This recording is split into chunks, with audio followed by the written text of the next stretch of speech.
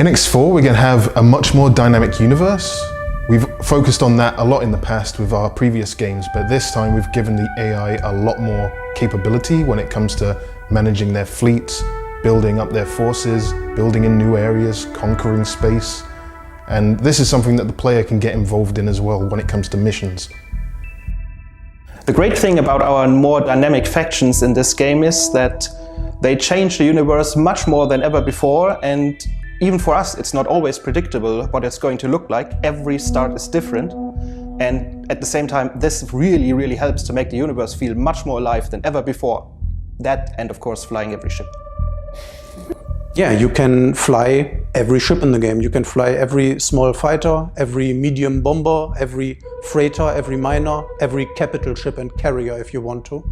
And it's a lot of fun.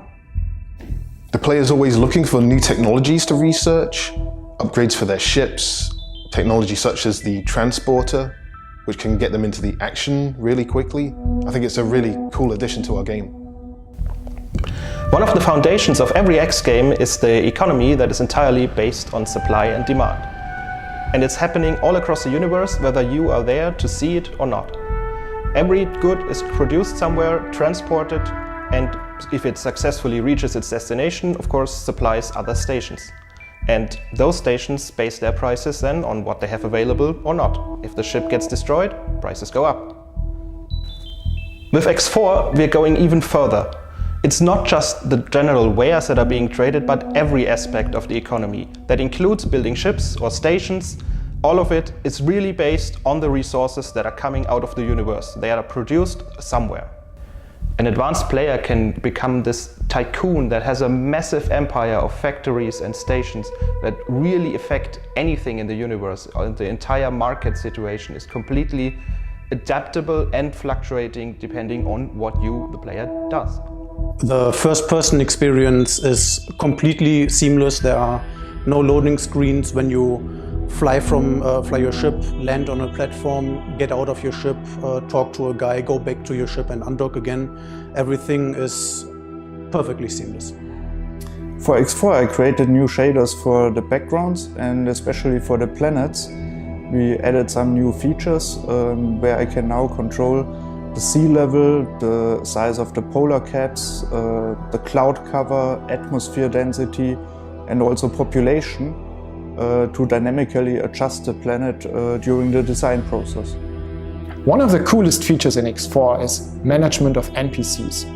Pilots, for example. If a pilot steers your ship, he will be sitting on the pilot chair, of course, and it is very easy to take over the control. You just click on the chair, the guy gets up, you sit down and take over the control of the ship. He disappears to the back of the ship, and the moment you get up again, he comes back and takes over the control again and will continue whatever he was doing before. So if you give commands to your ships, it is very easy to take over temporarily and do something yourself. Complicated commands like trade runs or more sophisticated AI commands can always be given through the map interface. The map is your one gateway to everything in the game, and you can control large fleets of ships with it. And the moment you jump into any of those ships through teleportation, you can take over each and every one of those ships very quickly. This is a very cool feature and one of the highlights of X4. The map has become an awesome tool to manage your universe-wide empire. You can see an entire overview and then zoom in seamlessly to micromanage even the smallest things if you want. You can turn on and off several info layers for trading and other things. You can give commands to your ships directly on the map. It's really cool. About the topic station building, the changes from rebirth we made are that you can build stations in separate pieces. You are not bound to any build plans anymore. You start construction of a station with a central module. It's usually a pier, a module where capital ships can dock. And from there you can decide if you are going to expand storages, if you add production components, and also living sections for the people to live in.